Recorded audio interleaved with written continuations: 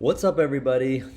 First, I want to wish you a happy new year. At Liquid and Grit, I'm super excited to bring you more valuable tools, content, information, insights, and capabilities. We are already kicking off the year with a new feature, the notifications tool that's in the feature database. It allows you to now track specific apps, genres, mechanics, events, features, content, and receive that in your inbox daily, weekly, monthly, every day, whatever the cadence you want. I posted a video earlier on this, so check it out. And now let's jump into the revenue driver for the most recent puzzle report that is titled Missions and Upgradeable Rewards, but it can be considered seasons and battle passes, which is obviously pretty big in the market right now. So this is an important feature to understand, to consider, and to think about implementing, because we're definitely seeing it across multiple genres, and we're seeing it drive significant revenue now in puzzle. Gardenscape's revenue was up 18% week over week and sustained 14% 2 week over 2 weeks after the release of Furry Season, which was released in a classic A/B testing format. It was unlocked to a small group and then expanded upon. We do see what appears like a step function increase in revenue in Gardenscapes after this feature was released. And this was released in Fishdom very recently, called Season Adventures on 12/13/19. And it increased Fishdom's revenue by 32% week over week and 21% 2 week over 2 weeks. Seasons of mission events with upgradable rewards are trending across genre. We've seen it in casino, we've seen it in bingo with royal passes, we've seen it in RPG with AFK Arena. So there's been a lot of examples of season workings across genre. Now let's jump into the feature Teardown. So during a season, players can purchase a golden ticket that adds a second tier of rewards to all stages. Later stages unlock 2 exclusive cosmetic items, one of which is only available to golden ticket holders. So jumping into the details here, all players receive a boost reward at the start of the season. Players then must beat levels to earn points and fill a meter.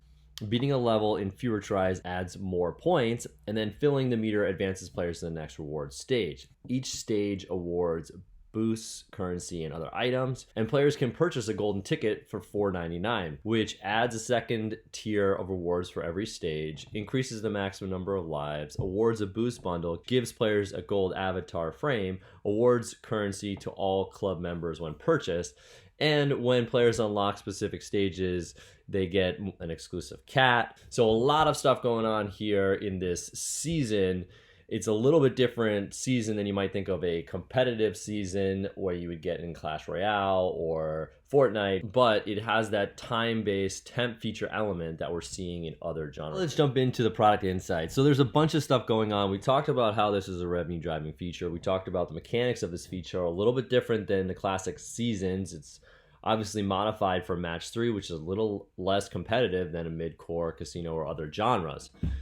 But a bunch of stuff I want to talk about. I mean, the first is that to make seasons highly relevant to players, consider multiplying the free and paid economies based on a player's season's level. This is a key component of WSOP's annual revenue growth. They grew 27% year over year in 2019 and 20% in 2018. But compared to other poker apps in the space, players in WSOP get more value from extrinsic value from being better at poker and doing better in the season. So there's just a lot of value tied into playing solid poker play, and that makes the seasons highly relevant to players entering into WSOP.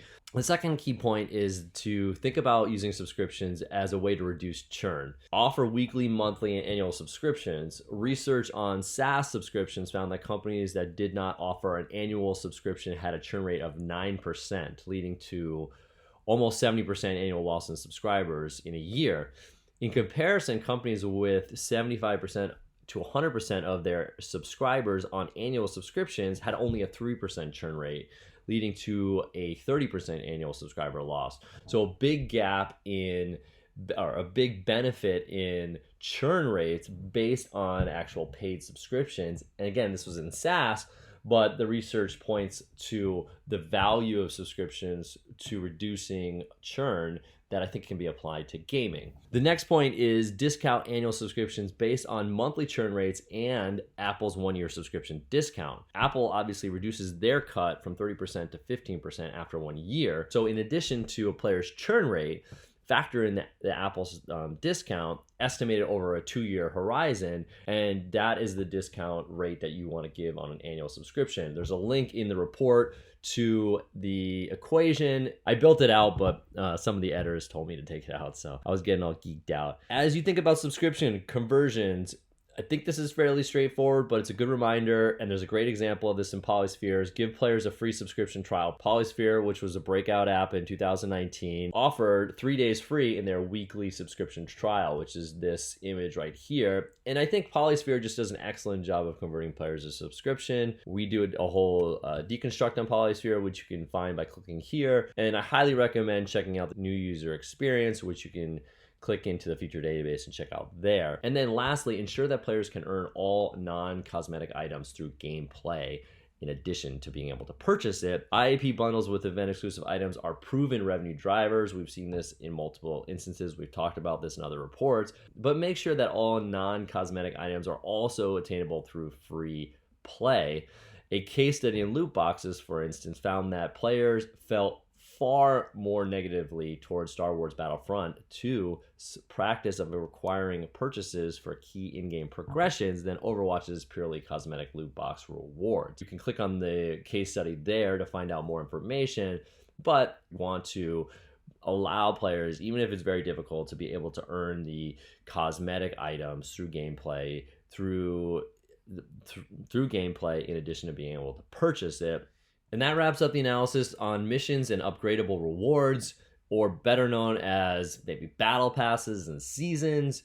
Again, a very important feature to review.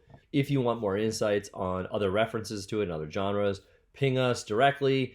If you haven't set up a Slack shared channel with Liquid and Grit, as a subscriber, this is a new capability for 2020 that we are expanding to all of our subscribers.